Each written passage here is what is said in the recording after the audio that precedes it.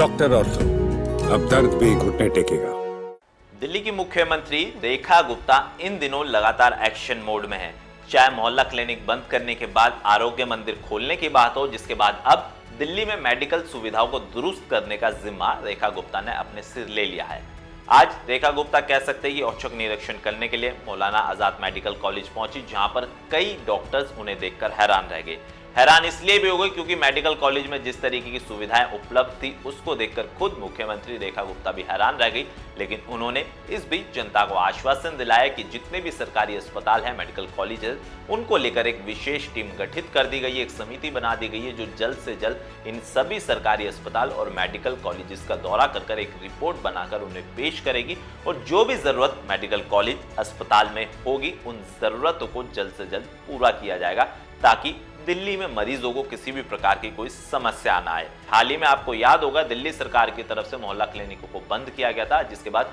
आयुष्मान आरोग्य मंदिर की शुरुआत दिल्ली के अलग अलग जिलों में की गई थी। जिसके बाद सरकार का दावा है कि स्वास्थ्य सुविधाओं के साथ साथ यहाँ पर बेहतर मरीजों को सुविधा मिलेंगी, जिसमें मुफ्त दवाइयों के साथ साथ उनके एक्सरे भी फ्री में हुआ करेंगे। लेकिन सरकारी अस्पताल की सूरत हाल ये बता रहे हैं कि दिल्ली की स्वास्थ्य सुविधाएं पूरी तरीके से चरमरा गई है। हालांकि रेखा गुप्ता ने इस सब को लेकर विपक्ष पर लगातार सवाल उठाए और आम आदमी पार्टी के नेता अरविंद केजरीवाल, आतिशी, मनीष सिसोदिया और सत्येंद्र जैन से सवाल पूछे कि पिछले 10 सालों के अंदर दिल्ली में आम आदमी पार्टी की सरकार ने सरकारी अस्पतालों का ये हाल कर दिया है कि मरीज वहां पर जाकर अपना इलाज भी नहीं करवा सकते हैं। हालांकि अरविंद केजरीवाल ने स्वास्थ्य सेवाओं के नाम पर बड़े बड़े मॉडल्स दिखाए, लोगों को लालच दिया कि मुफ्त में हम दवाइयां देंगे, लेकिन रेखा गुप्ता ने साफ तौर पर कहा कि अरविंद केजरीवाल ने सिर्फ और सिर्फ झूठ की राजनीति करी है और आज जो दिल्ली का हाल है वो जनता जानती है। लेकिन उन्होंने इसी बीच जनता को आश्वासन दिलाया कि जल्द से जल्द दिल्ली के जो सभी सरकारी अस्पताल हैं उनके अंदर सुविधाएं दुरुस्त होंगी,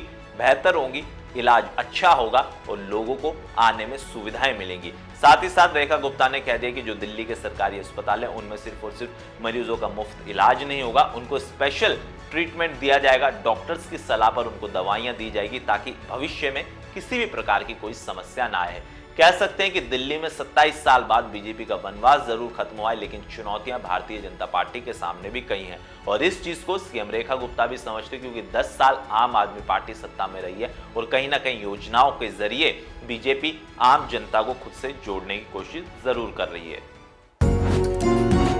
डॉक्टर और तुम, अब दर्द भी घुटने टेकेगा।